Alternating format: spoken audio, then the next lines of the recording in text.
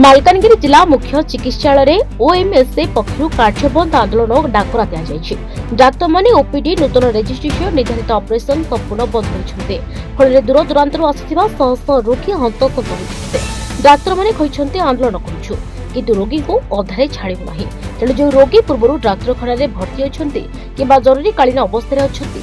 Doctor माने चिकित्सा करते किंतु नुआ ओपीडी टिकेट नूतन ऑपरेशन टेस्ट रिपोर्ट देखा बंद होइछे। आमे आज स्टेट अनुसार जो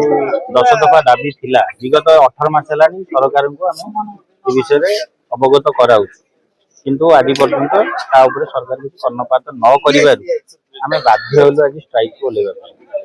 तेणु मालकानगिरी रे कार्यरत समस्त होमसा कैडर जे डॉक्टर अछि आज आमे एकत्रित हेतु एवं टोकन ऑफ स्ट्राइक हिसाब रे आमे प्रोटेस्ट करू एथिरे आमे बहुत दुखित कारण एथिरे स्वास्थ्य सेवा के हाम्पर होउची किंतु एडमिनिस्ट्रेशन रिलेटेड तार जो विहित पदक्षेप नवा दरकार लोक मानु केमिति स्वास्थ्य सेवा जोगी हेबो रिलेटेड सब करूछन किंतु हमर आज स्ट्राइक मुख्य कारण हला ये जो 10 दफा दाबी थिला सरकार सेटा मानिबा पई कि हम आज समस्त करते एटा एक्चुअली स्टेट ओमसा एक्शन कमिटी जहां हमको इंटिमेशन करूछन सेही अनुसार हमें स्ट्राइक को आगु को नबो एटा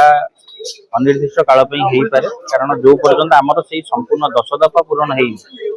जोटा कि निगोशिएबल किछि नै सब दफा पूर्ण होबार अछि हला परे हमें स्ट्राइक रो होई नहीं ओमसार आह्वान रे आज हमर डॉक्टर बंधु माने स्ट्राइक रे जोग दे सेमाने कार्य बंद जारी रखिसंदी ता सत्ते भी आमे हमर विकल्प व्यवस्था करिजु हमर casualty ICU SNCU OT labour room सब थे आमे वेरीफाइड डॉक्टर आनिचु कॉन्ट्रैक्चुअल डॉक्टर को एंगेज करैचु आयुष्मान को वेरीफाइड आनिचु रोगी सेवारे कोनोसी असुविधा होनी एपन तो कोनोसी अप्रीतिकर परिस्थिति सृष्टि हेनी लोके तो डिसिप्लिन रे लाइन रे सब जगह रे रहिबे कारण जेहेतु एटा डिस्ट्रिक्ट हेडक्वार्टर आम जिल्लार विभिन्न जगार रोगी मैंने ये आसवे तेणु नेचुराली टिके लाइन रे श्रृंखला सहित रहा पड़ो उत्तम सेवा पाइबा ओमसार